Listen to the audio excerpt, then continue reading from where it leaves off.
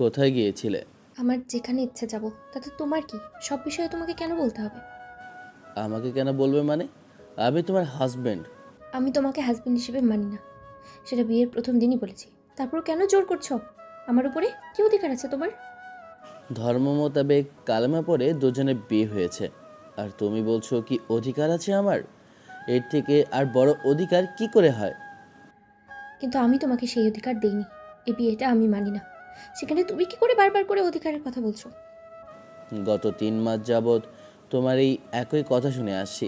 তুমি কি একটু বোঝার চেষ্টা করবে না?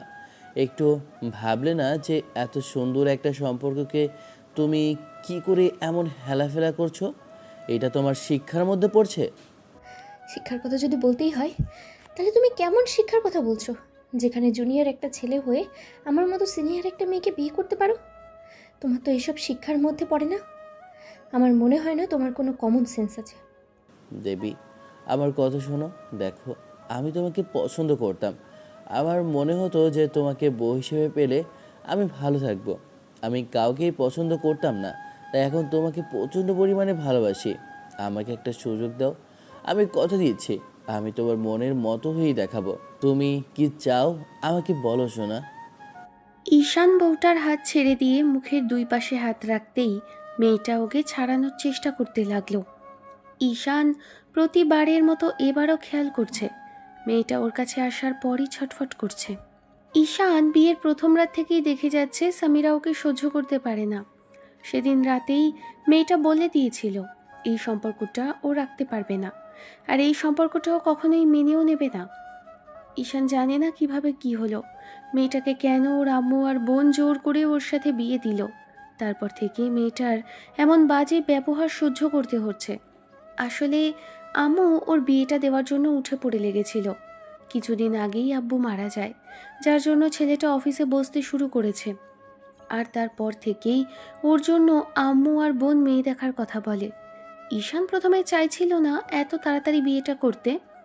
মাত্র 21 বছর বয়সে একটা ছেলে কি করে বিয়ে করতে পারে, সেটা ভেবেই ঈশান বারবার করে বারণ করছিল।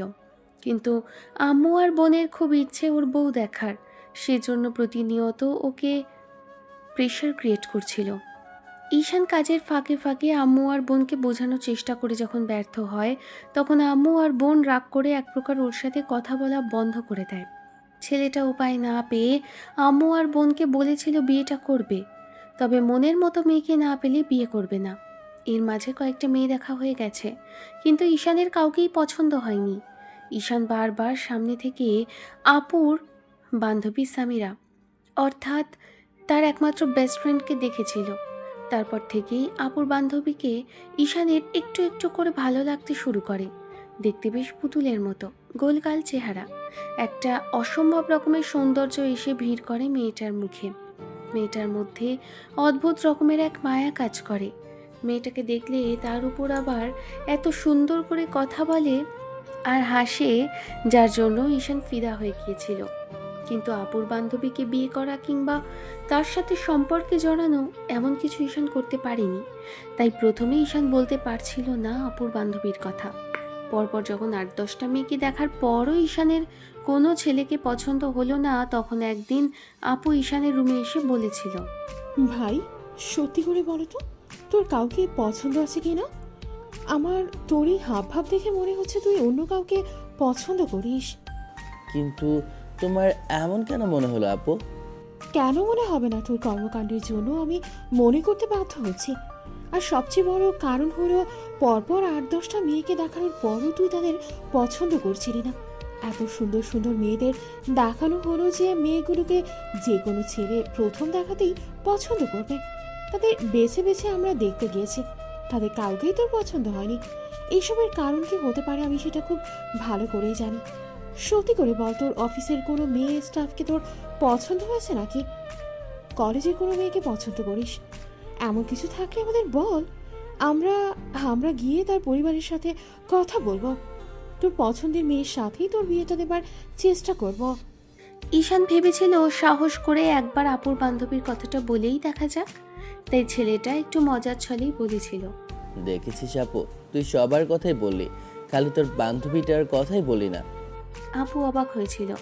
তারপর হুটহাট করে এসে ভাইয়ের হাত ধরে টেনে বেডে বসিয়ে দিয়ে মুখোমুখি বসে ভাইয়ের গালের পাশে হাত রেখে বলেছিল, ভাই তুই কি বলছিস?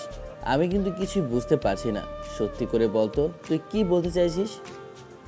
আপু, তোমার বান্ধবীটা যে এখনো অবিবাহিত, এত কিউট সুইট আর সুন্দরী বান্ধবী থাকতে তুমি এদিকে ওদিকে মেয়ে দেখিয়ে বেড়াচ্ছ?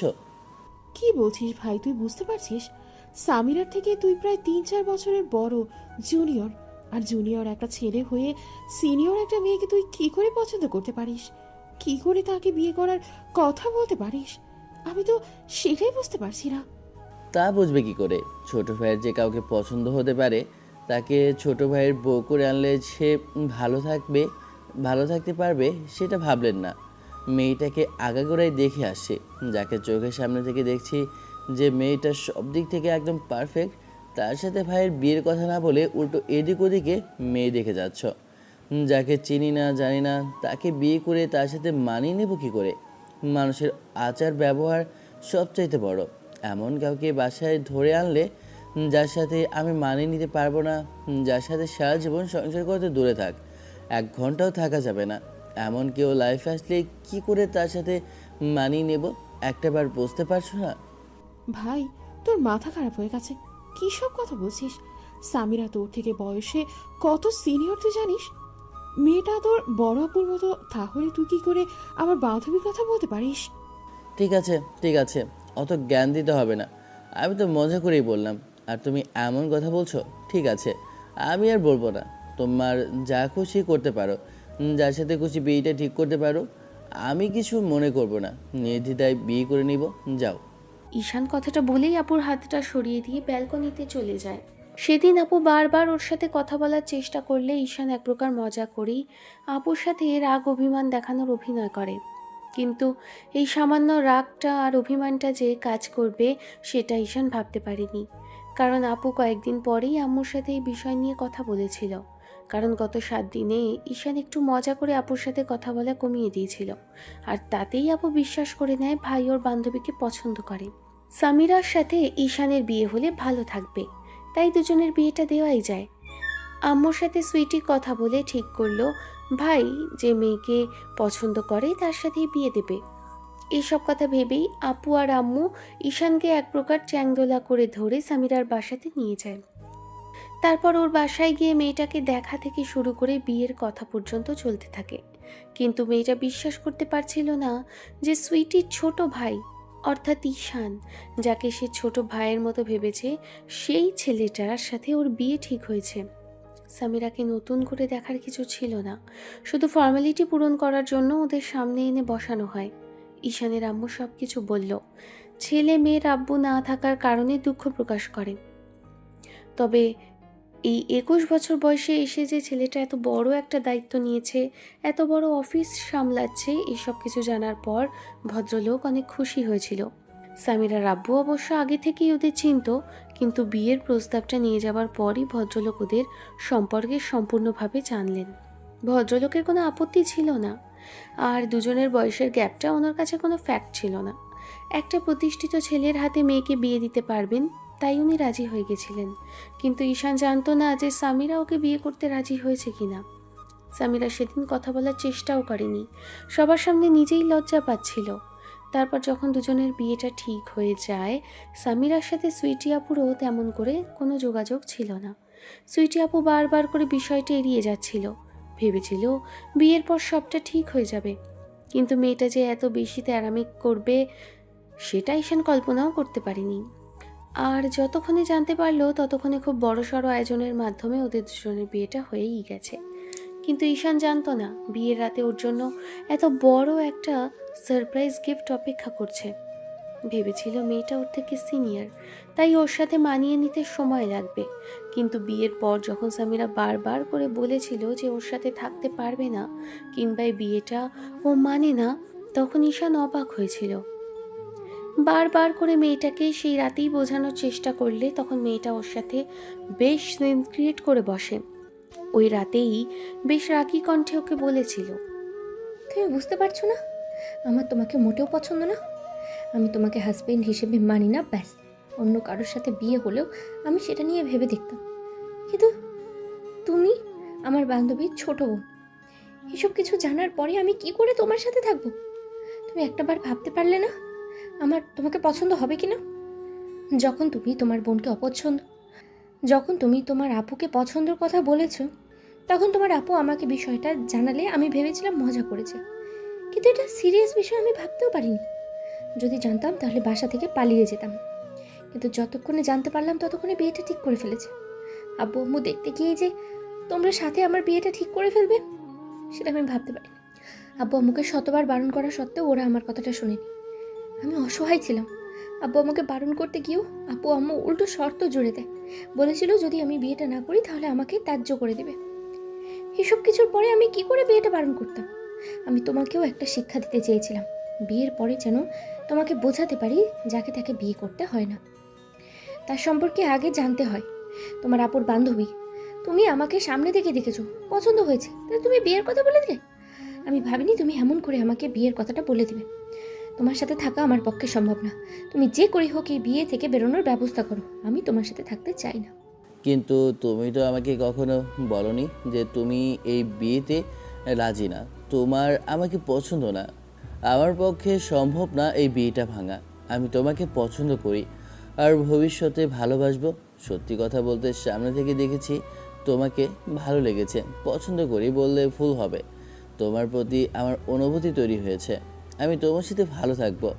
আমি তোমাকে যতটুকু চিনি অন্য কোনো মেয়েকে ততটুকু সামনে থেকে দেখিনি। তুমি আমাকে বিয়ে করেছো না, এই বিয়ে করার শখটা আমি তোমার মেটাবো। তুমি কি করে আমার থেকে ভালোবাসা পাও, কি করে আমার সাথে সংসার করতে পারো, আমিও সেটা দেখতে চাই। কি করবে? মেরে দিবে আমাকে? ঘুমের করে মেরে ফেলবে তো? যা ইচ্ছা তাই করতে পারো।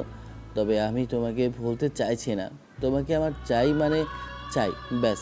তুমি আমার সাথে থাকবে তো থাকবে, দরকার হলে জোর করে। একটা কাপুরুষই জোর করতে পারে, তার মানে তুমি একটা কাপুরুষ। তুমি আমার সাথে জোর করে যা ইচ্ছে তাই করতে পারো, কিন্তু দিন শেষে আমি তোমার সাথে থাকবো না মানে থাকবো না, ব্যাস। আর হ্যাঁ হ্যাঁ, তুমি আমাকে জোর করে আটকে রাখার চেষ্টা করতে পারো, তারপরেও 6 মাস পরে আমাদের ডিভোর্সটা হবেই। তুমি না চাইলেও আমি যে করেই হোক ডিভোর্সটা নিয়ে এখান থেকে চলে যাব। সেদিন রাতে সামিরাকে বোঝানোর চেষ্টা করেও কোনো লাভ হয়নি। ঈশান অনেকবার করে চেয়েছিল মেয়েটাকে বোঝাতে, কিন্তু পারেনি। মেয়েটা এত পরিমাণে সিন ক্রিয়েট করে যার জন্য বেডে পর্যন্ত থাকতে পারেনি ছেলেটা। তারপর থেকে গত 3টে মাস যাবৎ মেয়েটা প্রচণ্ড পরিমাণে সিন ক্রিয়েট করে। নিজের খেয়াল খুশি মতো যা ইচ্ছে করে চলেছে, যেখানে খুশি যাচ্ছে। তারপরও ঈশান ওকে কখনো বারণ করেনি, কিন্তু শেষ কয়েকটা দিনে দেখছে একটা ছেলের সাথে বেশ মেলামেশা চলছে।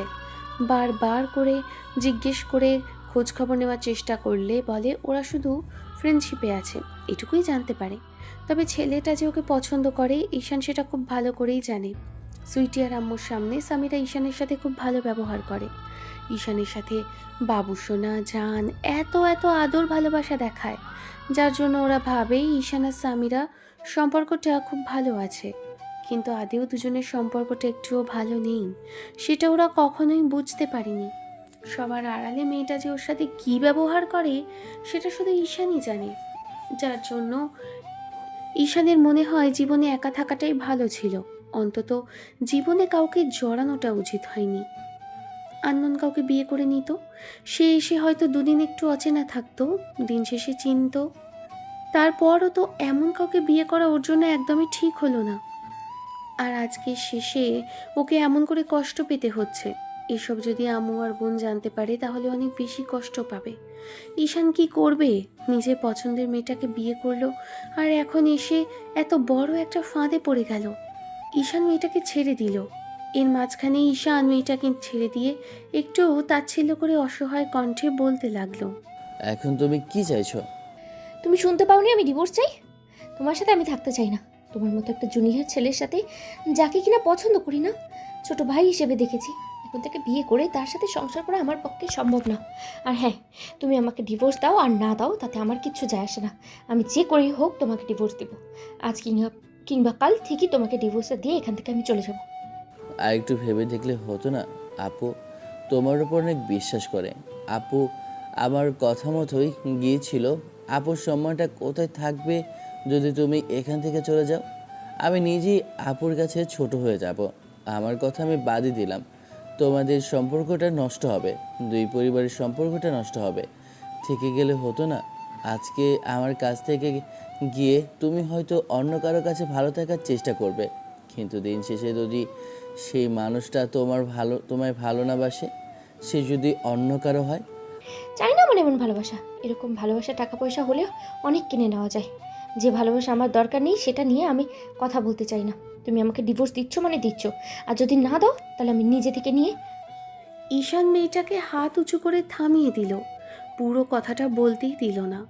রাগটাকে কন্ট্রোল করতে হবে তাই হাতের কাছে কিছু পেল না, তবে টি টেবিলের উপর থেকে গ্লাসটা নিয়ে সজোরে ফ্লোরে ফেরে আছাড় মেরে বলতে লাগলো, পুরুষের ভালোবাসা যেরকম অতিরিক্ত তীব্র, তেমনি ঘৃণাটা তার থেকে বেশি তীব্র। আজকে তুমি যেটা করলে এটার ফল তোমাকে ভোগ করতে হবে। আমি জানি তুমি আমার কাছে আবার ফিরে আসবে, আজ কিংবা কাল সেটা হবেই, দেখো। সামিরা ঈশানের দিকে ফ্যাল করে তাকিয়েছিল। ঈশান রাগ নিয়েই সেখান থেকে চলে গেল। ঈশান সকালের খাবারটা খায়নি, কারণ মেয়েটা ওকে না জানিয়ে বাইরে চলে গেছিল। ঘুম থেকে উঠতে একটু লেট হলো, 9টার মধ্যে বেরিয়ে গেছে মেয়েটা। তারপর যখন ফিরল বেলা 11টা বাজে। ঈশান বাসা থেকে বেরিয়ে গেল। দুপুরে যখন খাবার খেতে আসলো তখন আনমনে বসেছিল, ভাতগুলো হাত দিয়ে নড়াচড়া করেছিল। খাচ্ছিল না দেখে আম্মু বলতে আরম্ভ করলো, কি হয়েছে রে ভাই, খাচ্ছিস না কেন? সকালে কিছু খাসনি, এখন আবার খাবার নাড়াচাড়া করছিস, কোনো কিছু সমস্যা হয়েছে কি? না, মানে আসলে ভাবছি যে এবার তোমার বিয়েটা দেওয়া দরকার। খুব তাড়াতাড়ি তোমার বিয়ে দিয়ে এখান থেকে বিদায় করব। তুমি চলে গেলে আমাকে কে বুঝবে সেটাই ভাবছি। ঈশান কথাগুলো লুকোনোর জন্য কথাটা বলতেই এবার সামিরা স্পষ্ট বুঝতে পারলো ছেলেটার চোখে পানি টলমল করছে। ঈশান এক লোকমা খাবার মুখে দিল, কিন্তু একটুও ভালো লাগছে না। মনে হচ্ছে খাবারগুলো গলা দিয়ে আর নামবে না। গত কয়েকদিন যাবৎ মেয়েটা যা শুরু করেছে তাতে আর খাবার খেতেই ইচ্ছে করছে না। ঈশান কিছুক্ষণ ভাত নাড়াচাড়া করে তারপর হাত ধুয়ে উঠে গেল। সামিরা বুঝতে পারলো না খাওয়ার কারণটা। সারাদিন বাসার বাইরে ঘরে রাত 10টার দিকে যখন আপু বারবার করে কল করলো, ঈশান তখন বাসায় আসলো। ফ্রেশ হয়ে ডাইনিংয়ে আসতেই দেখলো সবাই ওর জন্য না খেয়ে বসে আছে। একগাদা কথা শোনালো আপু। ঈশান বলতে চাইছিল না এসব, কিন্তু আর না বলে থাকতে পারছিল না। তারপরও সবটা লুকিয়ে গেল। খাবার টেবিলে এসে খাবার খেতে বসলে এর মাঝখানে সামিরা এসে ওকে খাবার দিতে লাগলো। ঈশান মেয়েটার দিকে একবার তাকিয়ে থেকে তারপর কিছুক্ষণ ভাত খেতে লাগলো। শেষ পর্যন্ত মেয়েটা ওর সাথে এরকম করে সিন ক্রিয়েট করলো। আজ বাদে কাল যদি মেয়েটা চলে যায় তাহলে ওর পছন্দ, ওর এত আদর ভালোবাসা আবেগ সব মিথ্যে হয়ে যাবে। তার উপর আপু আম্মু ওর দিকে কিভাবে তাকাবে? ঈশান খাচ্ছে না দেখে সামিরা হুটহাট করে ওর মাথায় হাত রাখলো আর বলতে লাগলো, কি হলো শোনা, খাচ্ছ না কেন? আমি খাইয়ে দেবো তোমাকে। সামিরার এরকম কথাতেই ঈশানের মাথায় রক্ত উঠে গেল। মেয়েটার এরকম আদিক্ষেতা ঈশানের আর দেখতে ইচ্ছে করলো না। ঈশান সামিরার হাতটা সরিয়ে দিল। তারপর এক লোকমা খাবার মুখে দিতেই তখন সামিরা এমন একটা কথা বলল যার জন্য ঈশান আর রাগটাকে কন্ট্রোল করতে পারল না। মেয়েটার কথাগুলো ঠিক এমন ছিল, কি হয়েছে তোমার? এরকম করতেছো কেন? দুপুরে খাওনি, সকালে খাওনি, আবার এখনও খেতে চাইছো না? আমি তো বললাম আমি জানি আপনি ডিভোর্স চান আমার কাছ থেকে, এই কথাটা আমাকে বারবার মনে করিয়ে দিতে হবে না। আর এক বিন্দু পরিমাণে নাটক আমার আম্মু আর বোনের সামনে করবেন না। ঈশান কথাটা বলেই উঠে দাঁড়ালো। সামিরা মাথা নিচু করে নিল। কিছু বলবে তার আগেই আপু বলতে আরম্ভ করলো, রাগের মাথায় কী সব কথা বলছিস ভাই? তোর কি মাথা খারাপ হয়েছে? মেয়েটার সাথে এরকম সিন ক্রিয়েট কেন করছিস? রাগটাকে কন্ট্রোল করতে পারলো না। সামনে থাকা একটা গ্লাস নিয়ে সজোরে ছুঁড়ে ফেলে দিল। তারপরই সজোরে একটা শব্দ, আর তখন সুইটি আর আম্মু দুজনেই দাঁড়িয়ে পড়ল। কেউ কিছু বলার আগেই ঈশান একটা হুঙ্কার দিয়ে বলতে আরম্ভ করলো, আমার দ্বারা আর এই নাটক করা সম্ভব হচ্ছে না আপু, আমি আর এই নাটক করতে পারছি না। এই অভিনয়ের সম্পর্ক আমার দ্বারা সম্ভব না। গত 3টা মাসে আমার বুকের ভেতরটা ছিঁড়ে খুঁড়ে যাচ্ছে, যন্ত্রণার আগুনে আমি শেষ হয়ে যাচ্ছি। একটু একটু করে তিলে তিলে ভেতর থেকে ভেঙে ছুঁড়ে যাচ্ছে আমার মনটা। আমি বয়সে তোমাদের থেকে ছোট হতে পারি, কিন্তু আমার ভেতরে একটা খারাপ লাগা থাকতে পারে, কষ্ট হতে পারে। সেটা তোমাদের আমি কি করে বোঝাবো? আমি আর এই নাটকটা আর করতে চাইছি না আপু। আমি তোমাদেরকে আজকে সব বলতে বাধ্য হচ্ছি। আর কতদিন আর কতদিন আমি সবার সামনে এই বিয়ে বিয়ে খেলার নাটকটা করব বলো? আর বাইরে গিয়ে তোমাদের চোখের আড়ালে যে সিনক্রেটটা আমার সাথে করে, সেটা একটা আবার ওকে জিজ্ঞেস করে দেখো। আম্মু আর সুইটি অবাক চোখে সামিরার দিকে তাকালো। ঈশান বিয়ের রাত থেকে নিয়ে এই অবধি দুজনের মাঝে যা যা হয়েছে সব কিছুই বলল। এই সব কিছু শোনার পর সবাই যেন আকাশ থেকে পড়ল। ঈশানের চোখে পানি টলমল করতে লাগলো। মেয়েটা কিছু বলতে যাবে তার আগেই ঈশান বলতে লাগলো, আমার জীবনের সবচেয়ে বড় ভুল কি ছিল জানো তো? বিয়েটা করা। আর বিয়েটা তোমাদের জোরাজুরির কারণেই করতে হলো। যাকে পছন্দ করেছি ভুলবশত চোখের সামনে দেখে তার চরিত্রটা আর তার স্বভাবটা আমি জানতে পারিনি।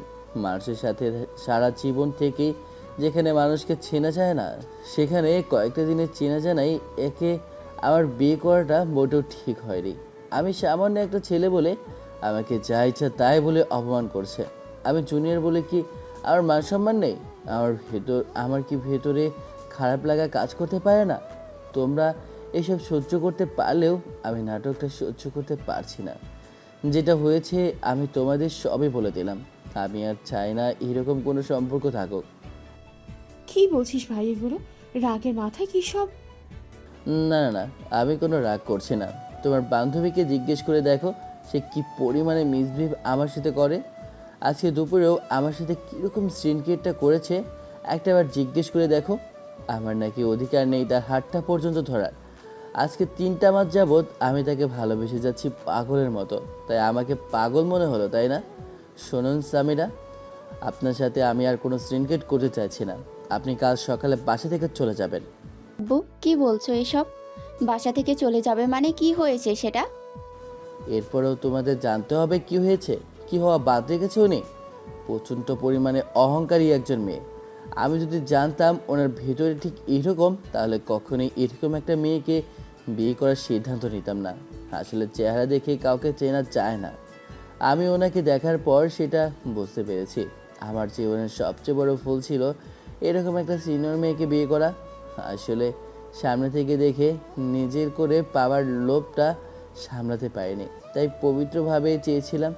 যদি 8-10টা বকেটে ছেলের মতো অপবিত্রভাবে চাইতাম, তাহলে ঠিকই উনি আমার হতো। আমি আমি ক্লান্ত আপু। আমি 3টা মাসে অসম্ভব রকমের ক্লান্ত হয়ে গেছে। আমিও একটা মানুষ। আমার পক্ষে আর সম্ভব না এরকম একটা মেয়ের সাথে সম্পর্ক রাখা। তোমরা ওনাকে চলে যেতে বলো। আমি আর ওনাকে চোখের সামনে থেকে এই বাসাতে দেখতে চাই না। ঈশানের এমন কথার পর আপু ওর কাছে আসতে গেলে ঈশান ফুপিয়ে কেঁদে উঠল। ছেলেটা সেখান থেকে এক মুহূর্তের মধ্যে রুমের দিকে চলে গেল। রুমে গিয়ে ইচ্ছে মতো সব কিছু ভাঙচুর করলো। শেষে আপু দৌড়ে গিয়ে ভাইকে আটকানোর জন্য ওকে জড়িয়ে ধরতেই ঈশান বাচ্চাদের মতো আপুকে জড়িয়ে ধরে হাউমাউ করে কেঁদে ফেলল। তারপর আপুকে ছেড়ে দিয়ে বেডের এক সাইডে গিয়ে বসে পড়ল। আপু এসে বেডে বসতেই তখন ঈশান আপুর কোলের মধ্যে মাথা রাখলো। বোনটা ভাইয়ের মাথায় হাত বুলিয়ে দিতে লাগলো আর নানান কথা বলে ভাইকে ভোলানোর চেষ্টা করতে লাগলো। ছোটবেলাতে ঠিক যেমনটা করতো আব্বু আম্মু বকাঝকা করলে, আজকেও ঠিক তেমনটাই করছিল। এর মাঝে সামিরা রুমের বাইরে থেকে এসব কিছু দেখে মাথা নিচু করে রইল। আম্মু একবার ওর দিকে তাকিয়ে থেকে ভেতরে এসে দাঁড়িয়ে রইল। সুইটি এবার বলতে আরম্ভ করলো, সেজন্য বলেছিলাম সিনিয়র কাউকে তোর বিয়ে করতে হবে না, কিন্তু তুই আমার কথা শুনলি না। ভাই, নিজে থেকে বড় কাউকে চাওয়াটা অন্যায়, সেটা এখন তুই বুঝতে পারছিস তো? আমি আর আম্মু তোকে বিয়ে করাতে চেয়েছিলাম তোর মানসিক শান্তির জায়গা জন্য। দিন শেষে যেন কারোর সাথে তুই ভালো থাকতে পারিস, যার সাথে সব দুঃখের কথা বলতে পারবি। কিন্তু এমন কাউকে আনবো জানতাম না যার সাথে তুই থাকতে পারবি না। আমাদের মাফ করে দিস ভাই। না না আপু, তোমাদের কোনো দোষ নেই, দোষটা আমারই। এমন কাউকে ভালোবাসার চেষ্টা করেছি। আমার অন্যায় হয়েছে এরকম কাউকে চাওয়াটা। উনি অনেক বড় মাপের মানুষ, সেই জন্য ওনার মনে আমার জন্য কোনো জায়গা নেই। আমি বুঝে গেছি কাউকে ভালোবাসাটা অন্যায়। জুনিয়র হয়ে কাউকে চাওয়াটা আরও বেশি অন্যায়। আমি আমার নিজেকেই এখন খুঁজে পাচ্ছি না আপু, যে আমিটা সেদিনও হাসি খুশি ছিলাম। আব্বু চলে যাওয়ার পর থেকে তো সব কিছু গুছিয়ে নিতে চেয়েছিলাম, তাই না? বলো, সব কিছুর কেমন এলোমেলো হয়ে গেল রে আপু। আজকে এখন এই মুহূর্তে না আমাকে নিজেকে খুব বেশি অসহায় মনে হচ্ছে। সব কিছু থাকতেও মনে হচ্ছে না আমি শূন্য। আমি আমি একটা অপূর্ণতার সাগরে ডুবে যাচ্ছি। বিশ্বাস করো, আমার বুকের ভেতরে না কষ্টে চলে পুড়ে যাচ্ছে। ভাই, কখনো তো বলিসনি তোর সাথে সামিরা এত বাজে ব্যবহার করে, এত সিন ক্রিয়েট করে। বিয়ের প্রথম রাত থেকে তুই এগুলো সহ্য করে যাচ্ছিস, আর আজকে এসে বলছিস আমার ভাইটাকেও কত কষ্ট দিয়ে ফেললো। এত কষ্ট তুই কি করে সহ্য করতে পারি ভাই? ভালোবেসে ফেলেছিলাম আপু, সেই জন্য ভেবেছিলাম সব ঠিক হয়ে যাবে। আস্তে আস্তে ও যদি আমাকে ভালোবাসে তারপর আমার সাথে থেকে যাবে। কিন্তু আমি ভুল ছিলাম রে আপু। বরাবরের মতো আমার সিদ্ধান্ত, আমার চাওয়া পাওয়া সবসময়ই ভুলই হয়। আমি জানি না, আমি না কাউকে পেলাম আর না কাউকে ভালোবাসতে পারলাম। যাকে ভালোবাসলাম সে মানুষটাই ভুল ছিল। আমি না এখন আর কাকে বিশ্বাস করতে পারবো না, দেখবি দিন শেষে সবাই আমাকে ঠকিয়েই দিল। এইসব নিয়ে মন খারাপ করিস না ভাই। ও কালকেই বাসায় চলে যাবে। আমি কালকে আঙ্কেল আন্টিকে ডাকবো। তারপরও চলে গেলে এখান থেকে আমরাও অনেক দূরে চলে যাব। সেখানে গিয়ে কিছুদিন পর তোকে আবার বিয়ে করাবো, দেখিস। অনেক মিষ্টি একটা বউ আনবো যে তোকে ভালোবাসবে। এবার এবার আর ভুল করবো না, দেখিস ভাই। না না, আমি আর কাউকে চাই না। এরপর এমন কেউ আসবে হয়তো সে আমাকে শেষ করে ফেলবে। আমি এসব কিছু চাই না আপু। আমি সব কিছু থেকে দূরে চলে যেতে চাই। ঈশানের এরকম ধারা কথাতে আপু নিজেও কাঁদতে লাগলো। আম্মু গিয়ে ওদের বোঝাতে লাগলো। সামিরা সেখানেই অপরাধীর ন্যায় দাঁড়িয়ে রইল। আম্মু আর বোন ঈশানকে অনেকক্ষণ বোঝালো। রাতে ঈশান আপুর রুমে শুয়েছিল, ওর কোলের মধ্যে মাথা রেখে। আপু ভাইটার মাথায় হাত বুলিয়ে দিচ্ছিল। ছেলেটা বাচ্চাদের মতো অনেকক্ষণ যাবৎ কান্নাকাটি করেছে। আপুর রাতে ঘুম আসবে না ভাইটার এরকম কান্নাকাটি দেখে। রক্তের সম্পর্ক বোধহয় এরকমই হয়। আপন মানুষগুলোকে কষ্টে দেখলে হয়তো চোখের ঘুমটাই উড়ে যায়। ঠিক তেমনই হলো সুইটি। সারা রাত ভাইটার জন্য ঘুমোতে পারেনি। পরদিন সকালে 10টার দিকে সামিরার আব্বু আম্মু আসলো। সামিরার আব্বু আম্মুকে সুইটি আর তার আম্মু সব খুলে বলল। ঈশান এক জায়গায় হতাশ হয়ে বসে আছে। আপু ওর পাশে বসে ওর একটা হাত ধরে রেখেছে। ডিভোর্সের ব্যাপারটা সামনে আসতেই সামিরার আব্বু উঠে গিয়ে কষে মেয়েকে 2টা থাপ্পড় বসালো। তখন ঈশান এসে ওর সামনে দাঁড়িয়ে থেকে বলতে আরম্ভ করলো। আঙ্কেল প্লিজ, যদি আপনার রাগ হয়, অভিমান হয়, মারার হয় তাহলে আমাকে মারুন। ওনাকে কিছু বলবেন না, উনি ঠিকই করেছে। আমার জোরাজুরিতে, আপনার জোরাজুরিতে বিয়েতে রাজি হয়েছে। আমাকেও বলতেও পারেনি যে উনি বিয়েতে রাজি নন। যদি তাই বলতেন আমি বিয়েটা ভেঙে দিতাম। আমার তো ছিল জুনিয়র হয়ে সিনিয়র একটা মেয়েকে বিয়ে করা। এটাই আমার সবচেয়ে বড় ভুল, জানেন তো। না হলে রাস্তার কুকুরেরও যদি আমি এইটুকু ভালোবাসা থেকে অ্যাকচুয়াল পরিমাণে দিতাম, সে আমার পায়ের কাছে বসে থাকতো। আমি বুঝে গেছি আঙ্কেল, সবাই সবার ভালোবাসাটা পাওয়ার যোগ্যতা রাখে না। আমার ভালোবাসাটা অনেক দামি ছিল, কিন্তু মানুষটা অনেক তুচ্ছ ছিল, তাই সে বুঝতে পারেনি। আমি আর এসব নিয়ে কোনো কথা বলতে চাইছি না। আপনারা আমাকে মাফ করবেন। আমি 3টা মাসে আপনাদের থেকে সবই লুকিয়েছি, যে আপনাদের মেয়ে সবার আড়ালে সিনক্রেট করে, আবার সবার সামনে আসলে এত বড় নাটক করতে পারে। তার সাথে থাকা আমার পক্ষে সম্ভব না। আমি এই সিদ্ধান্ত নেওয়াতে যদি আপনার আমাকে শাস্তি দিতে চান দিতে পারেন, কিন্তু আপনাদের মেয়ে থেকে জেনে নেবেন সে আমার উপর ঠিক কতটুকু মানসিক টর্চারটা করেছে বিয়ের পর থেকে। একটা দিনের জন্য হাতটা পর্যন্ত ধরতে দেয়নি। সে মেয়ের সাথে আমি কি করে সংসার করব। এখন আপনারা যদি বলতে চান যে 6 মাস পর ডিভোর্স হবে, তাহলে 6 মাস পরেই হবে। তবুও আপনার এই অহংকারী আর জেদি মেয়ের সাথে আমি থাকতে চাইছি না। বিয়ের পর থেকে যেটুকু টর্চার আমি সহ্য করেছি সেটা সহ্য করা অন্য কারো পক্ষে সম্ভব না।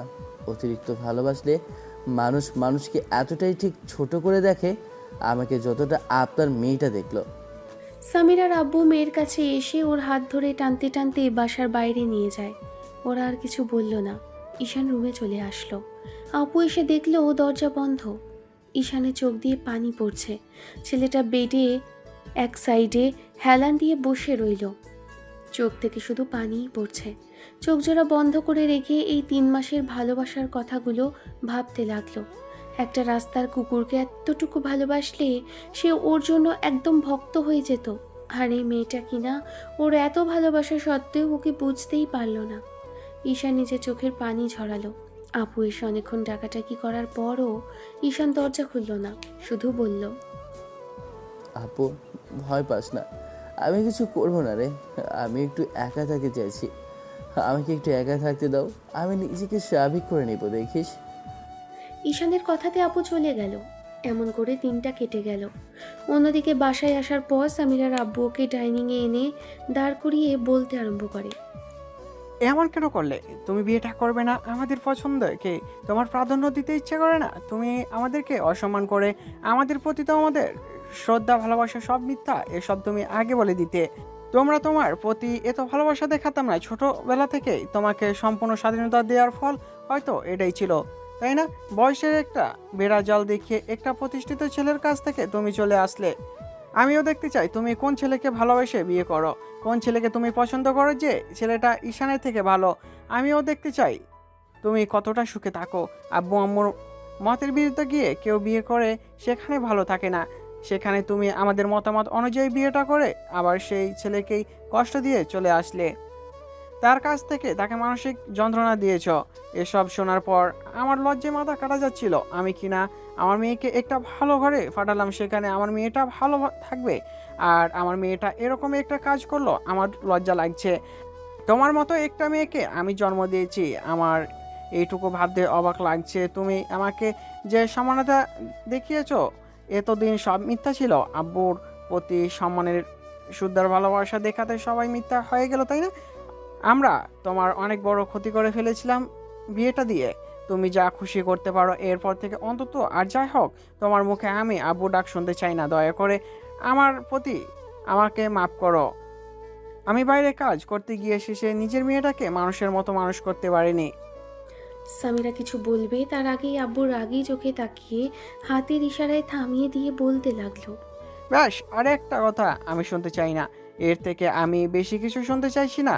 তোমার যা ইচ্ছে তুমি করবে, তবে এই বাসা থেকে বেরিয়ে গিয়ে করবে।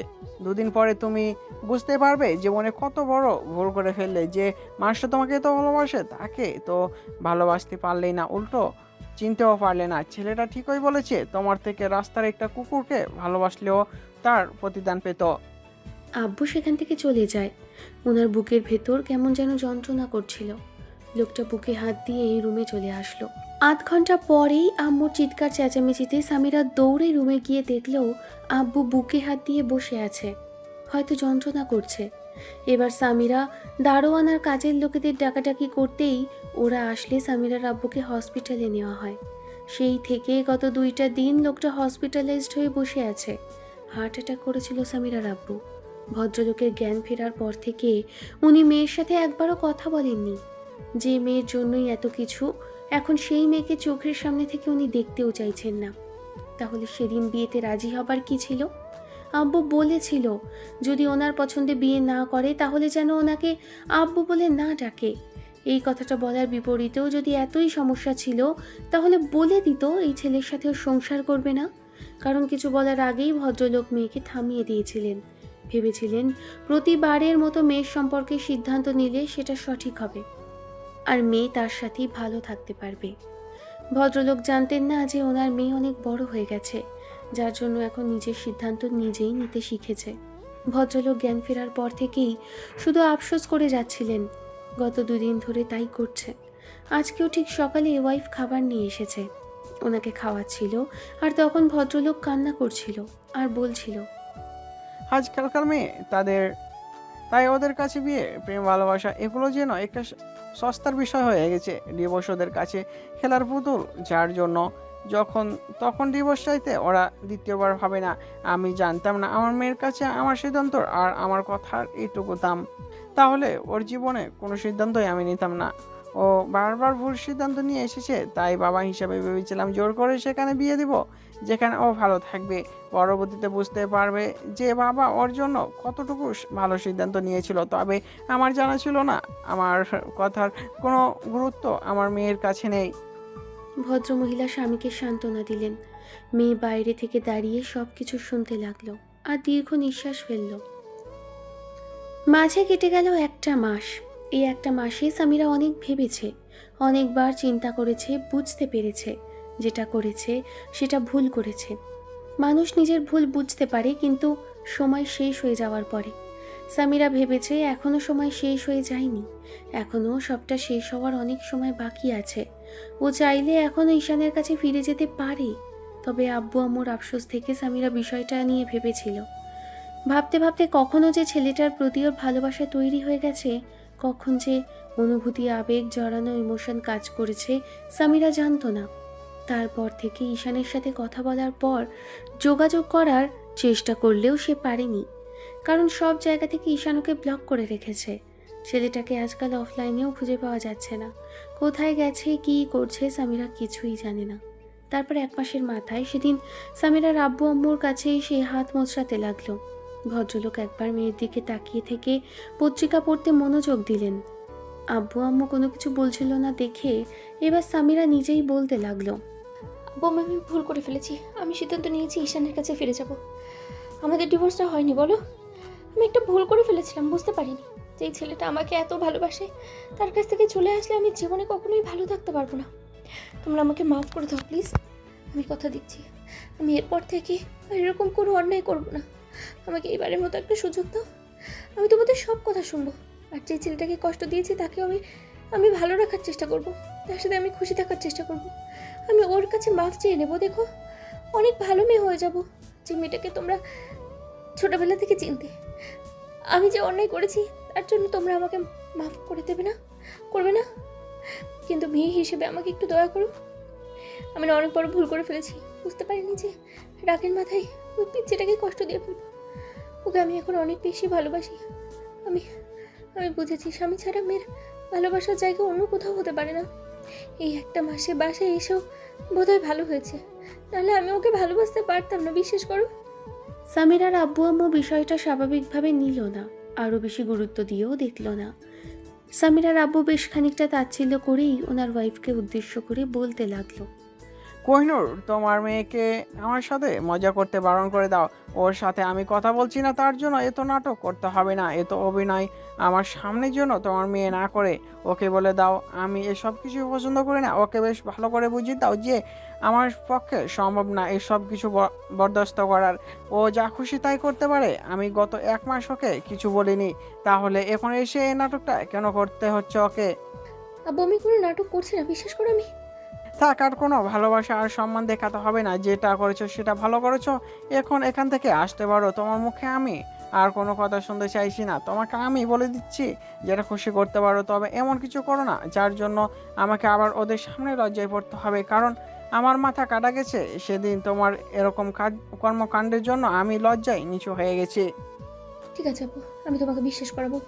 যেদিন আমার কোলে একটা বেবি চলে আসবে সেদিন তো তুমি বিশ্বাস করবে যে আমি ভালো হয়ে গেছি আর আমি ওকে মেনে নিয়েছি। কোহিনূর, তোমার মেয়েকে এখান থেকে যেতে বলো। ওর এইসব নির্লজ্জ বিহেভনা আমি আর দেখতে চাইছি না। তোমার মেয়ে আমাকে আবারও মারার প্ল্যান করছে। তুমি এখান থেকে যাও মামনি, তোমার যা খুশি তুমি করো। তারপরও আব্বুর সামনে এসে সব কথা বলো না। তুমি জানো তোমার আব্বুর একটা স্টক অলরেডি হয়ে গেছে। তোমার এসব পাগলামি দেখলে লোকটা উত্তেজিত হয়ে যাবে। তুমি বুঝতে পারছো না তুমি আসলে কি চাও। তোমার আব্বু শেষ হয়ে যাক। সামিরা আরও 7টা দিন সময় নিল।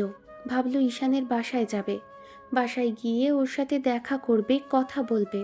প্রথমে ঈশানকে কল করে যখন পেল না, তখন অফিসে গিয়ে দেখলো সেখানে অন্য লোকজন। এই সব কিছু দেখার পর সামিরা ঈশানের নামটা জিজ্ঞেস করতে কেউ কিছু বলতে পারল না। সেদিনই মেয়েটার বাসায় আসার সিদ্ধান্ত নিল। তারপর বাসায় এসে দেখতে পেল আরেক কাণ্ড, কারণ সেখানে কেউ ছিল না। বাসার দরজায় তালা লাগানো, এমনকি গেটটা আটকানো, দারোয়ানটা পর্যন্ত নেই।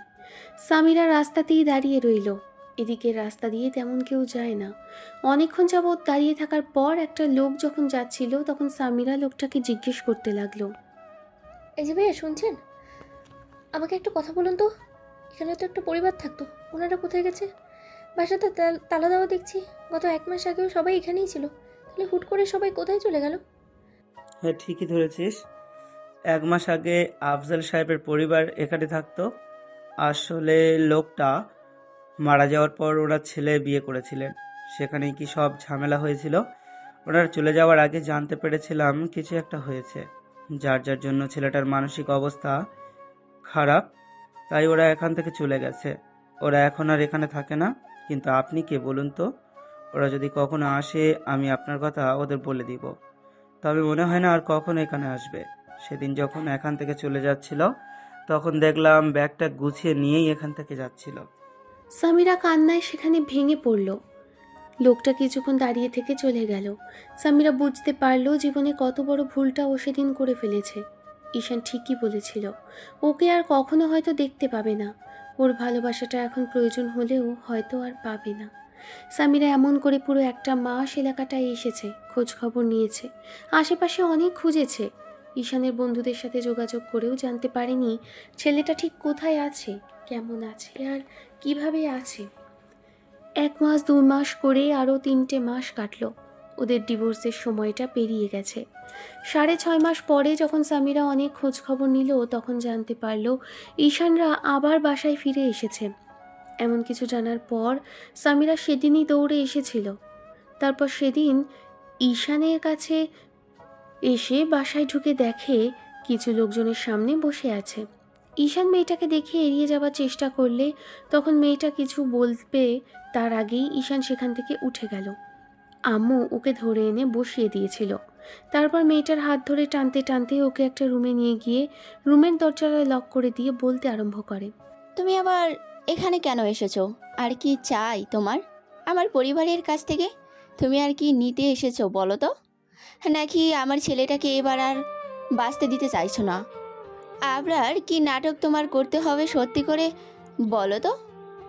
আমরা কি এমন অন্যায় করেছি যার জন্য তুমি বারবার করে এসে আমার ছেলের জীবনটাকে তছনছ করে দিতে চাইছো?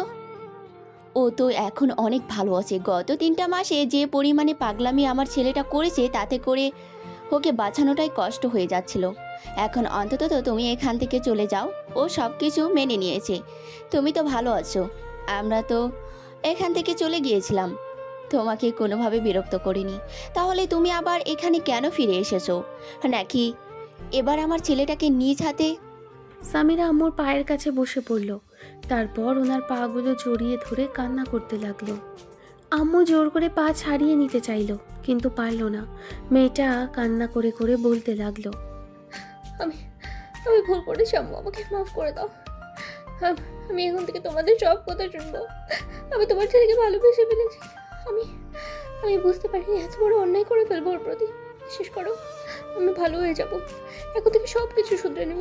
আমি বুঝতে পারিনি, কিন্তু এখান থেকে চলে যাওয়ার পর আমার জন্য আব্বু অসুস্থ হয়ে পড়লো, তোমরা কষ্ট পেলে। সব কিছু দেখে আমি নিজেও কষ্ট পেলাম। বুঝতে পেরেছি দুটো পরিবারকে আমি পুরো কষ্টের মধ্যেই ফেলে দিয়েছি। সব আমার জন্যই হয়েছে, তোমরা আমাকে মাফ করে দিও। আমি আর কখনো তোমার থেকে কষ্ট দেবো না। আমাকে একটা সুযোগ দাও, আমি তোমার ছেলের ভালো বউ হয়ে দেখাবো, নিজে থেকে বেশি ভালোবাসবো ওকে। কিন্তু সেই সুযোগ আমি তোমাকে দিলে হবে না। আমার ছেলে আর তোমাকে দিবে না, কারণ ও তোমাকে চায় না। ও ডিভোর্সের জন্য অ্যাপ্লাই করে ফেলেছে। কয়েকদিনে কাগজ চলে আসবে, তুমি বাসায় চলে যাও। আর এখন এই মুহূর্তে যে অভিনয়টা করতে চাইছে সেসব অভিনয় আমরা কেউ বলছি না। তুমি এখান থেকে চলে যাও। লোকজন ছুইটিকে দেখতে এসেছে, এখানে এসে সিনক্রেট করে আমার মেয়ের বিয়েটা ভেঙে দিও না। মেয়েটা অনেক কষ্টে বিয়েতে রাজি হয়েছে, অন্তত তো তোমার মতো তো এরকম কিছু করবে না আমি আশা করছি, যার জন্য একটা পরিবারকে ভেঙে চুরে যায়। সামিরা কিছু বলতে যাবে তার আগেই আম্মুর সামনে হাত জোর করে বলতে লাগলো, দোহাই লাগে তোমার, আমি তোমার মায়ের মতো হয়ে তোমার কাছে হাত জোর করে বলছি, আর কষ্টের মুখে ফেলো না, আমাদের আর পরীক্ষা নিও না। তোমার কাছে আমাদের অনেক অন্যায় হয়েছে। তোমাকে আমার ছেলের সাথে বিয়ে দেওয়াটা আমাদের জীবনের সবচেয়ে বড় ভুল ছিল। সেই ভুলের প্রায়শ্চিত্ত আমরা এতদিন ধরে করছি। আমার ছেলেটাকে এবার কি তোমার মেরে দেওয়ার ইচ্ছা আছে? তাহলে সেটা সরাসরি করে দাও। তারপর এরকম নাটক করে আমার পরিবারের ঢোকার চেষ্টা করো না। সামিরাকে আম্মু রুমের মধ্যে আটকে রেখে তারপর নিচে চলে যায়। তারপর পাত্রপক্ষ যখন সুইটিকে দেখে জানালো মেয়ে ওদের পছন্দ হয়েছে, বাসায় গিয়ে 3 তারিখ সম্পর্কে জানাবে। আসলে ছেলেটা ঈশানের এক বিজনেস পার্টনারের ছেলে। ছেলেটা বেশি ভদ্র সভ্য, বাইরে থেকে পড়ালেখা করে এসেছে। ঈশান আগে সুইটির সাথে ছেলেটার দেখা করিয়েছে। ছেলেটা আপুর বয়সেরই, হয়তো দুজনের বয়সের ডিফারেন্স 6 মাস 1 বছরের হবে। ছেলেটার বাবার সাথে ঈশান কথা বলেছিল, লোকটাও সেখানে উপস্থিত ছিল। ঈশান বোনের জন্য পাত্র খুঁজবে বলেছিল, তখন লোকটা নিজে থেকে আগ্রহ দেখিয়েছে। তারপর ঈশান খোঁজখবর নিয়ে যখন জানতে পেরেছে ছেলেটার কোনো সম্পর্ক নেই, ছেলেটা 8-10টা বড়লোক বাবার ছেলের থেকে আলাদা, 1 মাস যাবৎ খোঁজখবর নিয়ে বোনের বিয়েটার কথা বলেছে ঈশান। আর আজকে আসার পর সুইটি এই ছেলেকে দেখে পছন্দ করেছে, সেটা ওর ভাই বুঝতে পারল। লোকজন চলে যেতেই ঈশান এবার উঠে দাঁড়ালো আর আম্মুকে উদ্দেশ্য করে বলতে লাগলো, আম্মু, ওই মেয়েটাকে কোথায় রেখে আসলে? আর ও এখানে এসেছে কি করতে? আমি তো কিছুই বুঝতে পারছি না। ও কি সব আজে বাজে কথা বলছে এখানে? এসেছেন ক্রিয়েট করবে, তাই আমি রুমে আটকে রেখে এসেছি। সুইটি, তুই গিয়ে ওর সাথে একটু কথা বল আর ওকে এখান থেকে চলে যেতে বল। আমি যাচ্ছি, তোমাদের কোনো কথা বলতে হবে না। আজ তোমরা কোনো কথা বলবে না। আমি গিয়ে দেখছি ও কি করতে চাইছে। সুইটি ভাইকে আটকানোর চেষ্টা করতে লাগলো, কিন্তু ভাই বোনকে ছাড়িয়ে নিয়ে রুমের দিকে গিয়ে রুমের দরজা খুলে মেয়েটার সামনে গিয়ে দাঁড়াতেই সামিরা যখনই ওকে চাপটে জড়িয়ে ধরতে যাবে, তখনই কষে একটা থাপ্পড় বসালো ঈশান মেয়েটার গালে। থাপ্পড় খেয়ে সামিরার ঠোঁট কেটে গেল, ঠোঁটের কোণ বেয়ে রক্ত পড়তে লাগলো। মেয়েটা মাথা নিচু করে ফুঁপিয়ে কেঁদে উঠল। ঈশানের কাছে যখনই মাফ চাইতে ওর পায়ে হাত দিতে যাবে, ঈশান সরে গেল আর বেশ খানিকটা কড়া কণ্ঠে বলতে লাগলো, এই, আবার কি নাটক করতে এসেছিস আমার বাড়িতে? আর তোকে বলেছি না যে তুই আমার সামনে আসবি না? তুই যদি ভেবে থাকিস তোর এইসব নাটক আর অভিনয়ে আমি ভুলে যাব, তাহলে সেটা তোর ভুল ধারণা। তুই আজকের পর থেকে আর আমাদের চোখের সামনেও আসবি না। তুই একটা মেয়ে বলে আজকে আমি তোকে ছেড়ে দিচ্ছি, না হলে আমি তোকে খুন করতেও দ্বিতীয়বার ভাববো না। আমি ভুলে গেছি আমি একটা কুকুর বিড়াল পুষেছিলাম বাড়িতে 3 মাস। বেবি, বিশ্বাস করো, আমি এখন তোমাকে ভালোবাসি। আমি না ভুল করেছিলাম, তার জন্য এখন তোমার কাছে ক্ষমা চাইতে এসেছি। আমাকে একটা সুযোগ দাও। আমি কথা দিচ্ছি, আমি তোমাদের সাথে তোমাদের সবার ধারণা ভুল প্রমাণ করে দেবো। আমি যে অন্যায় করেছি তার জন্য আমাকে যা পারো শাস্তি দাও। তারপর আমাকে একটু তোমার বুকে আশ্রয় দাও, তোমার পায়ের কাছে ঠাঁই দাও। আমি কথা দিচ্ছি, আমি সব কিছু ঠিক করে ফেলবো। এর মাঝে সুইটি ভেতরে আসলো, কিছু বলতে যাবে তার আগেই ঈশান বলতে লাগলো, সামনেই আমার বোনের বিয়ে, এখান থেকে চলে যা তুই। তোর সাথে আমি কোনো প্রকার সিনক্রেট করতে চাইছি না, কারণ মেয়েদের সাথে খারাপ ব্যবহার করার শিক্ষা আমার পরিবার আমাকে দেয়নি। নিজের স্বামীর সাথে অন্যায় অবিচার তুই করতে পারিস, কিন্তু এতটা ছোট লোক কিংবা নিচু মন মানসিকতা আমার না, যে একটা মেয়ের সাথে কীভাবে বিহেভ করতে হয় সেটা জানি না। তুই এখান থেকে চলে যা। আমি কিছু করে ফেলি তার আগে তুই এখান থেকে চলে যাবি। আর যদি ভুলেও আমার কাছে আসিস, আমি তোকে ঘর ধাক্কা দিয়ে বের করে দেব। আম্মু, ওকে চলে যেতে বলো, না হলে আমি রাগটা কন্ট্রোল করতে পারবো না। তার আগে ওকে এখান থেকে চলে যেতে বলো, আমি কিন্তু ওকে শেষ করে ফেলবো। তুই আর এখানে কখনো আসবি না। যদি আসিস তাহলে। মেয়েটা ঈশানের পা জড়িয়ে ধরতে গেলে ঈশান সরে গেল। এবার আপু ওকে ধরে উঠিয়ে দাঁড় করিয়ে বলতে লাগলো, আবার কি নতুন নাটক শুরু করেছিস তুই? ভালো চাস তো এখান থেকে চলে যা। আমার ভাইরা তোর কোনো ক্ষতি করার আগে তুই এখান থেকে সসম্মানে চলে যা। তুই আমাদেরকে এই শহর ছাড়তে বাধ্য করেছিস, তারপর আবার সবাই ফিরে এসেছে শুধু আমার বিয়েটা দেবার জন্য। এখানে আমাদের পার্মানেন্ট বাড়ি, তাই ফিরে এসেছি, না হলে এখানে ফিরে আসার কোনো ইচ্ছে ছিল না। তুই এখান থেকে চলে যা। আমার বিয়েটা হয়ে গেলে ভাই আর আম্মু এখান থেকে চলে যাবে, তোকে আর এসব নাটক করতে হবে না। তুই কেন এসেছিস সত্যি করে বলতো? নাকি দেনমোহরে টাকার জন্য এসেছিস? ও, বুঝতে পেরেছি, ডিভোর্স হয়ে গেলে তো সেটা পাবি না, তাই তো? কারণ তুই নিজে ডিভোর্সের কথা বলেছিস। ভাই ভাই তুই ওকে ওর প্রাপ্য টাকা দিয়ে দে। ওকে 15 লক্ষ টাকা দিয়ে এখান থেকে বিদায় কর। টাকা তোর বাসায় পৌঁছে যাবে, যা এখান থেকে, আর আমার সামনেও আসবি না। আর যদি আসিস তাহলে তুই আমার থেকে সেই ব্যবহারটা পাবি এতদিন তুই যা করেছিস। সামিরা ঈশানকে জড়িয়ে ধরল। ঈশান জোর করে ছাড়ানোর চেষ্টা করে মেয়েটাকে আবারও একটা সজোরে ধাক্কা দিতেই মেয়েটা ছিটকে ফ্লোরে পড়ে গেল। তারপর আবার উঠে ঈশানের কাছে আসতে গেলেই ছেলেটা বলতে লাগলো, বেবি বিশ্বাস করো, আমি যে তোমাকে সত্যি অনেক বেশি ভালোবাসি। এখন তোমাকে ছাড়া থাকতে পারছি না। বিয়ের পর মেয়েদের জন্য স্বামী তো সব বুঝে গেছি। তোর ন্যূনতম লজ্জা থাকা দরকার ছিল যে মানুষটাকে তুই এতদিন ধরে কষ্ট দিয়েছিস তার কাছে আবার ফিরে আসতে চাইছিস। কি বুঝে গেছিস যে নাটকটা না করলে তুই টাকাটা পাবি না? তোকে আমি সম্পূর্ণ টাকাটা দিয়ে দিতে চাইলাম, আর ডিভোর্সটা আমার পক্ষ থেকে এসেছে, কারণ আমি নিজেই এখন থেকে তোকে চাই না। যে মেয়ে নিজের স্বামীর সাথে প্রতিনিয়ত সিনক্রেট করতে পারে, তাকে ছোট করে কথা বলতে পারে, তাকে হাত তুলতে পারে, সে মেয়ের সাথে কখনো থাকা যায় না। তোর সাথে আর যাই হোক, কেউ সংসার করতে পারবে না, আর কেউ তোর সাথে ভালো থাকবে না। তুই এখান থেকে চলে যা। সামিরা কিছু বলার আগেই ঈশান একটা হুঙ্কার দিয়ে উঠল। সাথে সাথে মেয়েটা ভয়ে কুঁকড়ে গেল। ঈশান সামিরা চুলের মুঠি ধরে টানতে টানতে বাসার বাইরে নিয়ে গেল। তারপর ধাক্কা দিয়ে দরজার বাইরে বের করে দিয়ে দরজাটা লাগিয়ে দিতেই সামিরা কাঁদতে কাঁদতে দরজায় ধাক্কা দিয়ে বলতে লাগলো, বিশ্বাস করো, আমি ভুল করেছি। তুমি আমাকে যা পারো শাস্তি দাও। আমি এখন তোমাকে ভালোবাসি। তোমাকে তোমাকে ছাড়া থাকবো কি করে বলো? আমি আমার স্বামীর কাছে ফিরে আসতে চাই। একটা সুযোগ দাও আমায়। তুমি যদি আমায় ফিরিয়ে না নাও, তাহলে কিন্তু আমি নিজেকে শেষ করে দেবো। দেখো, আমি নিজেকে অনেক কষ্ট দেবো, যেটা তুমি এতদিন পেয়েছো। আমাকে কাছে রেখে যতবারও কষ্ট দাও, যতবারও শাস্তি দাও, তারপর আমাকে সরিয়ে দিও না। আমি কোথায় গিয়ে দাঁড়াবো? আব্বু আম্মু আমার সাথে কথা বলবে না। তুমিও যদি এমন করো তাহলে আমি কার কাছে গিয়ে দাঁড়াবো ঈশান? সামিরা 1 ঘন্টা যাবৎ ঈশানের বাসার সামনে দাঁড়িয়েছিল, কিন্তু কেউ দরজা খোলেনি, কেউ ওর কাছে আসেনি। আর আসবেই বা কেন? ও তো আর কম কিছু করেনি। প্রত্যেকটা দিন 3 বেলা করে ঈশানের সাথে সিন ক্রিয়েট করেছে। ঈশান কিছু বললেও তাতে খারাপ লাগতো, তাতে ওর রাগ হয়ে যেত। আর এখনও সেই মানুষটার কাছে ফিরে আসতে চাইছে। মানুষ এমনই, জানেন তো। আপনি যখন কাউকে ভালোবাসার চেষ্টা করে তখন ওই মানুষটা বুঝতে পারে না, কিন্তু যতক্ষণে বুঝতে পারে ততক্ষণে অনেক দেরি হয়ে যায়। 1 সপ্তাহ যাবৎ সামিরা ঈশানের বাসায় আসার চেষ্টা করলো, কিন্তু সবসময় বাসার দরজা বন্ধ থাকে। তার উপর দারোয়ান রেখেছে ওরা। সামিরাকে অনেক জোর জবরদস্তি করেও ভেতরে যেতে পারে না। দারোয়ান ওকে বাসার সামনে থেকে তাড়িয়ে দেয়। সামিরা সব সময় বাইরে দাঁড়িয়ে থাকে, ঈশান কখন বাসায় আসবে।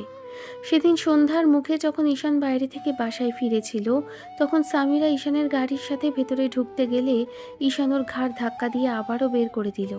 ঈশান মেয়েটার সাথে কোনো প্রকার সিন ক্রিয়েট করতে চায় না, কিন্তু মেয়েটার এরকম কর্মকাণ্ডে আর কাজের জন্য ওর সাথে সিন ক্রিয়েট করতে বাধ্য হয়। এমন করে পুরো 15টা দিন কেটেছে।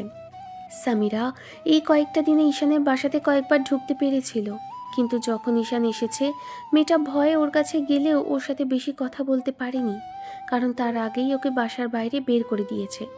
সামিরা শেষ দিন শুধু ঈশানকে বলতে আরম্ভ করলো, বাসা থেকে বের করে দিলে কি মন থেকে বের করে দিতে পারবে বলো? আমি তো তোমাকে ভালোবাসি, তুমি আমাকে ভালোবাসো। এখন যদি আমাকে বাসা থেকে বের করে দাও তাহলে কি তুমি ভালো থাকতে পারবে বলো? আমি আমি কথা দিচ্ছি, আমি আর একটা সুযোগ চাই, তারপর আর কখনো অন্যায় করবো না। আমি তো বারবার সুযোগ চাইনি ঈশান, শেষবারের মতো একটা সুযোগ দাও। আমি কথা দিচ্ছি, আমি আর কখনো এরকম অন্যায় করবো না। যে ভুল করেছি তার জন্য আমাকে মাফ করে দাও প্লিজ। শেষবারের মতো একটা সুযোগ দাও, আমি তোমার পায়ে পড়ছি। তো তুমি না আমাকে ভালোবাসতে, আমার সেই ভালোবাসার থেকে একটু সুযোগ আমাকে দাও। এরপর আর কখনো তোমাকে অভিযোগ করার সুযোগ দেবো না, দেখো। সেদিন ঈশানের বোনটা সামিরাকে বুঝিয়ে বাসায় পাঠিয়ে দেয়। যাবার সময় সামিরা অনেক কান্না করেছিল। মেয়েটা সেদিন বাসায় গিয়ে আব্বু আম্মুর সামনে কান্নাকাটি করলো, কিন্তু ওর আব্বু আম্মু বিষয়টা মানতে চায়নি, বারবার করে বলে এড়িয়ে যেতে চেয়েছে। কিন্তু সামিরা এমন একটা কাজ করলো যার জন্য আব্বু আম্মুকে বাধ্য হয়ে ঈশানের বাসায় আসতে হলো। সামিরার আব্বু আম্মুকে বোঝাতে না পেরে প্রতিনিয়ত ওদের পায়ে জড়িয়ে ধরে কান্নাকাটি করছিল। যে অন্যায়টা করেছে, যে ভুলটা করেছে তার জন্য মাফ চাইছিল। তারপরও আব্বু আম্মুর প্রতি একটু সদয় নয়। প্রতিনিয়ত মেয়েটা কান্নাকাটি করে কথা বলার চেষ্টা করে আব্বু আম্মুর সাথে। শেষে 7ম দিনের মাথায় যখন আব্বু আম্মুর কথা শুনলেও তখন অনেক দেরি হয়ে যাচ্ছিল, কারণ মেয়েটা বিষ খেয়ে সুইসাইড করার চেষ্টা করছিল। আব্বু আম্মু সামিরাকে রুমে আটকে রেখে দিয়েছিল, তাই মেয়েটা নিজেকে কষ্ট দেবার জন্য এমন একটা বাজে সিদ্ধান্ত নিয়ে ফেলেছিল। তারপর আব্বু আম্মুকে বাঁচানোর জন্য অনেক চেষ্টা করে, আর বাঁচাতে পারলেও মেয়েটা একদিন হসপিটালে থাকতে হয়েছিল। তারপর বাসায় আসার পর আবার সেই কান্নাকাটি জুড়ে দেয় মেয়েটা আব্বু আম্মুর হাতে পায়ে ধরে ঈশানের বাসায় যাবার জন্য। কিন্তু সামিরার আব্বু আম্মু জানে এসব কিছু ব্যর্থ। ওর কাছে গিয়ে কি বলে কথা বলবে? সামিরার আম্মু ওর আব্বুকে অনেক বোঝানোর পর ভদ্রলোক যেতে রাজি হলো। কিন্তু যেদিন ওরা ঈশানের বাসায় আসলো, পরদিন ঈশানের বোনের বিয়ে ছিল, যার জন্য ঈশান ওনার সাথে কোনো কথা বলতে চাইল না, শুধু রিকোয়েস্ট করলো, এটুকুই বলল। দেখেন আঙ্কেল, যেটা চলে গেছে আমি সেটা নিয়ে আর ভাবতে চাইছি না। আর এই মুহূর্তে আপনার সাথে বসে কথা বলার মতো সময়টা আমার কাছে নেই। আমি অনেক চেষ্টা করেছিলাম আপনার মেয়ের সাথে সম্পর্কটা রাখার, কিন্তু আপনার মেয়ে আমাকে বোঝার চেষ্টাই করেনি। আমি এখন চাইছি না এই সম্পর্কটা থাকুক। কাল আমার বোনের বিয়ে, আমার অনেক ব্যস্ততা। আমি চাইছি না এই মুহূর্তে আপনার সাথে এইসব ফালতু বিষয় নিয়ে আলোচনা করতে। আপনি আমার বাবার মতো, তাই আমি সম্মান বজায় রেখে বলছি, আপনারা এসেছেন আমি তাতে খুশি। আপনারা কাল আসলেও আমি আরও বেশি খুশি হব। আপনারা সসম্মানে এখানে থাকেন কিংবা চলে যান। আর হ্যাঁ, এই মেয়ের সম্পর্কে আমাকে কিছু বলতে আসবেন না, কারণ আমার পক্ষে সম্ভব না ওকে আর মেনে নেওয়া। আমি চাই না ওকে আর নিজের লাইফে ফিরিয়ে নিতে। যে মেয়ে পবিত্র একটা সম্পর্ক রাখার জন্য ভাবতে পারে না, তাকে আমার লাইফে প্রয়োজন নেই। সে আমার থেকে দূরে চলে গেলে আমি অনেক ভালো থাকবো। আপু আমার জন্য মেয়ে দেখবে, ওর বিয়ের পর আমি তাকেই বিয়ে করে নেব। এমন কাউকে নয় যে অহংকারের জন্য নিজের স্বামীকে ছোট করতে হয়, তার গায়ে হাত তুলতে দ্বিতীয়বার ভাববে না। আমি এমন কাউকে আমার জীবনে রাখতে চাই না যে আমার জীবনে গলা কাটা হয়ে থাকবে। অনেক সহ্য করেছি, আর না। ঈশান, আমি তোমার অবস্থা বুঝতে পারছি, কিন্তু এখন এই মুহূর্তে আমি কি করব? আমাকে তুমি বলে দাও। আমি যে আর পারছি না।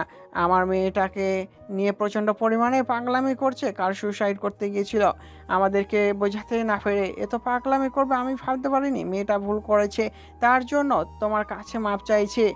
দেখো, একমাত্র মেয়ে, ওর এরকম ভুলের জন্য আমি নিজেই মাপ চাইছি। আমি না পেরে শেষে তোমার কাছে এসেছি। গত 1.5 মাস যাবত আমি মেয়ের সাথে কথা বলিনি, শুধু এই ভুলের কারণে।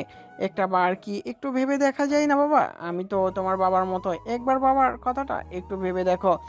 আচ্ছা, আজকাল ভাবতে হবে না। তোমার বোনের বিয়েটা মিটে গেলে তারপর একটু ঠান্ডা মাথায় চিন্তা করো। একটু সম্পর্ক ভেঙে দিতে চাইলে ভেঙে দেওয়া যায় না? সম্পর্ক করা যতটা কঠিন, ভেঙে দেওয়া তার থেকে অনেক সহজ। তবে ভেঙে গেলে অনেকগুলো মানুষের মন ভেঙে যায়। আমার পরিবার সম্পর্ক নষ্ট হবে, তোমার সাথে আমার মেয়ের সম্পর্ক নষ্ট হবে। আমি ওর কথা বাদ দিলাম। তুমি তো বলতে তুমি ওকে ভালোবাসো, তাহলে যে মেয়েকে ভালোবাসো তার ভালোবাসাটা যদি তোমার লাইফে না থাকে, তাহলে তুমি কি করে থাকবে? আমি জানি ভালোবাসা ছাড়া মানুষ ভালো থাকতে পারে না, আর তুমিও পারবে না। তুমি হয়তো রাগের কারণে বলছো অন্য কোথাও বিয়ে করে নিবে, কিন্তু তোমার আপু তোমাকে খুব ভালো করে চেনে। সে জানে তার ভাই ভালো থাকবে শুধু আমার মেয়েটার সাথে। এখন রাগ অভিমানের কারণে যেটা তুমি বুঝতে পারছো না, কিন্তু দিন শেষে যখন সবটা ঠিক হবে তখন তুমি নিজে বুঝতে পারবে তুমিও ভুল করেছো। স্বামীরাকে মাফ না করে দিয়ে ক্ষমা মহৎ কাজ, সেটা যদি করে দাও তাহলে দুজনে ভালো থাকবে। আমার মেয়েটাকে একটাবার সুযোগ দিয়ে দেখো। আমি একেবারের মতন বলছি, এরপর যদি এমন কিছু হয় তুমি আমাকে শাস্তি দিও। আমি সব কিছু মাথা পেতে নিব, তাও একবারের মতো আমার মেয়েটাকে একটা সুযোগ দিয়ে দেখো। আমি ওকে মাফ করতে বলছি না, তবে ওকে কয়েকটা দিন সুযোগ দিয়ে দেখো। তোমার যদি মনে হয় স্বামীরা তোমাকে ভালোবাসতে পারছে না কিংবা তোমার মনের মতো হতে পারছে না, তাহলে না হয় ওকে বাসায় পাঠিয়ে দিও। আমি সর্বটা নির্দহে মেনে নিব। ঈশান তখন কথা বলেনি, ভেবে দেখবে বলে চলে গেল। সামিরার আব্বু আম্মু ওকে ঈশানের বাসায় রেখে গেছে। রাতে সামিরা ঈশানের বাসাতেই থাকলো।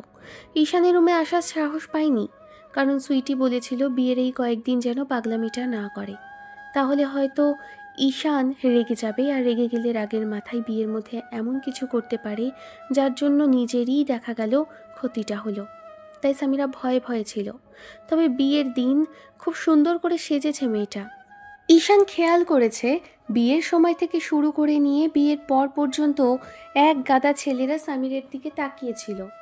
মেয়েটা শাড়ি পরেছে, যার জন্য শরীরের বিশেষ অংশগুলো বোঝা যাচ্ছিল। ঈশানের ইচ্ছে তো করছিল কষিয়ে কয়েকটা থাপ্পড় বসাতে। এই ফালতু মেয়ের সাথে কথা বলতে ইচ্ছে করে না। ঈশান সামনে থেকে সব কিছু দেখলো, সবটা সহ্য করে নিয়েছে, কোনো কথা বলেনি মেয়েটার সাথে। বিয়েটা বেশ ভালোভাবেই সম্পন্ন হলো।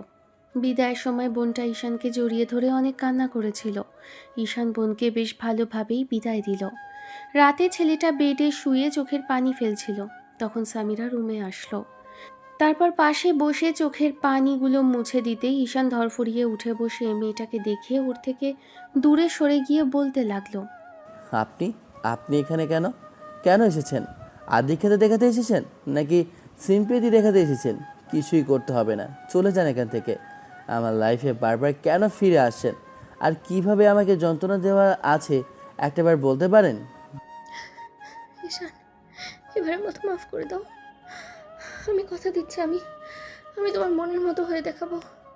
আমি আমি আব্বু আম্মুকে কথা দিয়েছি, ওদেরকে বিশ্বাস করাবো। আমি সত্যি ভালো হয়ে গেছি। আমি আর কখনো এরকম কিছু করবো না সোনা। এবার মতো মাফ করে দাও। আমি না তোমায় ভালোবাসতে, সেই ভালোবাসার প্রতিদিন হিসেবে নেওয়া একটা সুযোগ দাও। আমি কথা দিচ্ছি, আব্বু তো বলেই দিয়েছে, যদি আমি না পারি তাহলে তুমি আমাকে এখান থেকে তাড়িয়ে দেবে। তাহলে না হয় সেটাই করো। আমি এবারের মতো তোমার কাছে মাফ চাইছি বেবি।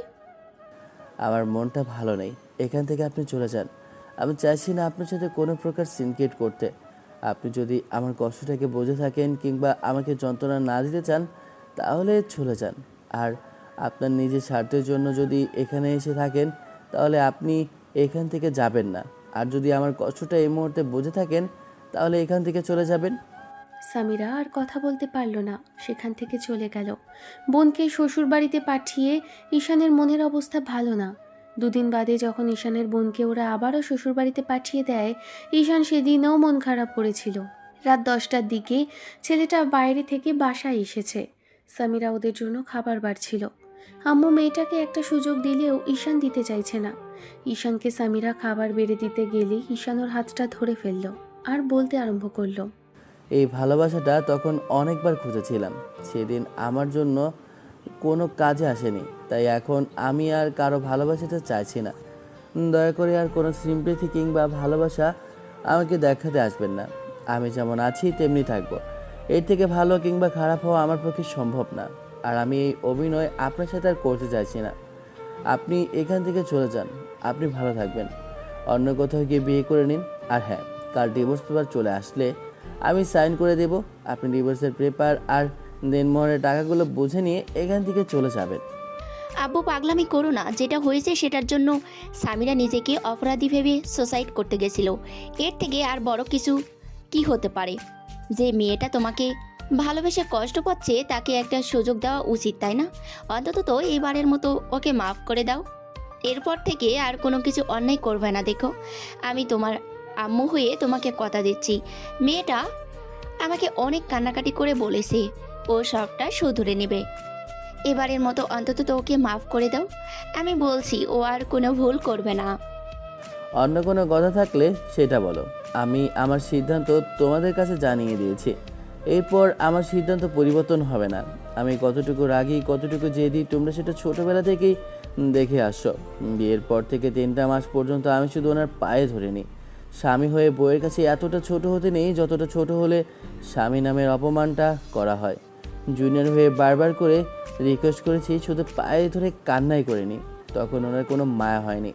আর এখন এসেছে উনি এত ভালোবাসা দেখাতে। এখন কেউ ওনার সাথে কথা বলছে না, কেউ ওনার মন মতো ওনার কথা বুঝতে চাইছে না। সেজন্য ওনার ভালোবাসাটা উপচে পড়ছে। 2 দিন বাদে এরকম কিছুই করবে না, তার কি গ্যারান্টি আছে? সামিরা কিছু বলতে যাবে তার আগেই ঈশান হাতের ইশারায় ওকে থামিয়ে দিয়ে সেখান থেকে চলে গেল। সামিরা কাঁদতে কাঁদতে ঈশানের রুমে গিয়ে দরজা ধাক্কা দিতে লাগলো। ঈশান রুমের দরজা বন্ধ করে দিয়েছে। পরদিন ঈশান খুব সকাল সকাল বাসা থেকে বেরিয়ে যায়। অফিস শেষ করে ছেলেটা যখন বিকেলের দিকে বাসায় ফিরল, বেশ খানিকটা তাড়াতাড়ি বাসায় ফিরেছে। বেশ ক্লান্ত আর বিধ্বস্ত লাগছে। সামিরা দৌড়ে আসলো। ওর কাছে ব্যাগটা জলদি কর। হাত থেকে নিতে গেলেই ঈশান নিতে দিল না। মেয়েটা ওর হাত ধরে টানতে টানতে রুমে নিয়ে আসলো। ঈশান ব্লেজার আর টাইটা খুলে এবার ব্যাগ থেকে একটা কাগজ বের করলো। তারপর মেয়েটার দিকে এগিয়ে দিয়ে বলতে লাগলো, আপনার ডিভোর্স পেপার এসে গেছে, সাইন করে দিয়ে এটা নিয়ে বাসায় চলে যান। আর ওয়ার্ডরোবে দেখুন আপনার জন্য টাকার ব্যাগ রাখা আছে, সেটা নিয়ে এখান থেকে বিদায় হন। আপনার মুখটাও আমি আর দেখতে চাইছি না। আপনাকে চোখের সামনে থেকে দেখে আমার আর ভালো লাগছে না। আপনার সাথে কোনো সিনক্রেট করতে চাইছি না। সামিরা কাঁদতে কাঁদতে পেটে বসে পড়ল। ঈশানের মুখের দিকে তাকিয়ে থেকে মুখে হাত চেপে কিছুক্ষণ কান্নাকাটি করলো। ডিভোর্সের পেপারটা বেডের উপর পড়ে আছে।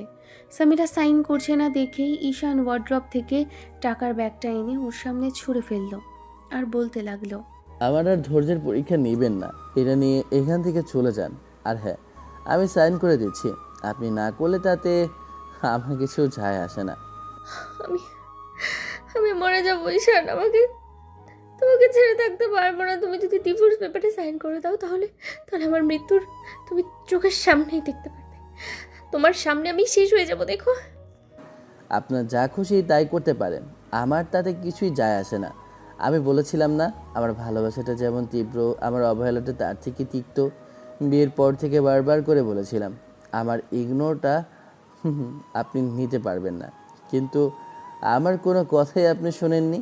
এখন বিশ্বাস হচ্ছে তো সেটা আমি আর আপনাকে ফিরিয়ে নেব না। ঈশান যখনই সাইন করতে যাবে ঠিক তখনই সামিরা দৌড়ে রুম থেকে বেরিয়ে গেল। মেয়েটা কোথায় গেল ভেবেই ঈশানের বুকের ভেতর কেমন যেন ধক করে উঠল।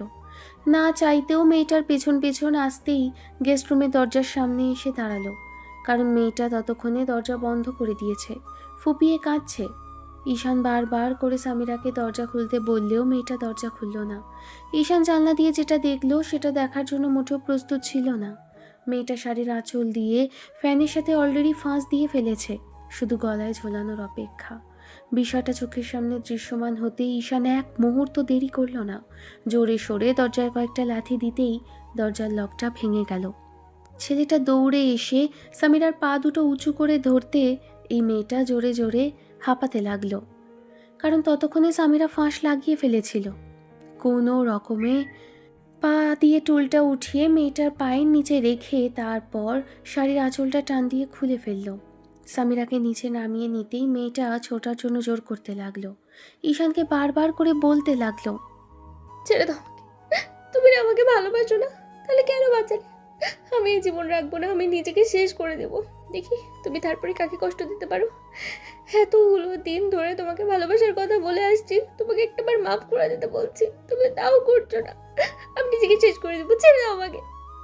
ঈশান মেয়েটাকে বারবার বোঝানোর চেষ্টা করেও যখন পারল না, উপায় না পেয়ে গালে একটা ঠাস করে থাপ্পড় মারল। সাথে সাথে সামিরা গালে হাত দিয়ে ফুপিয়ে কেঁদে উঠল। ঈশানের পায়ের কাছে বসে পড়তে যাবে তার আগে ঈশান ওকে বুকের মাঝে জড়িয়ে ধরল। মাথাটা শক্ত করে চেপে ধরে নিজেও ফুপিয়ে কেঁদে উঠে বলতে লাগলো, আমার ভুল হয়ে গেছে জান পাখি, আর কখনো এরকম করবো না। দেখো তুমি এরকম কিছু করলে আমি কাকে নিয়ে থাকবো? আমি তো রাগের মাথায় এরকম করেছিলাম, আমি সাইন করতাম না জান।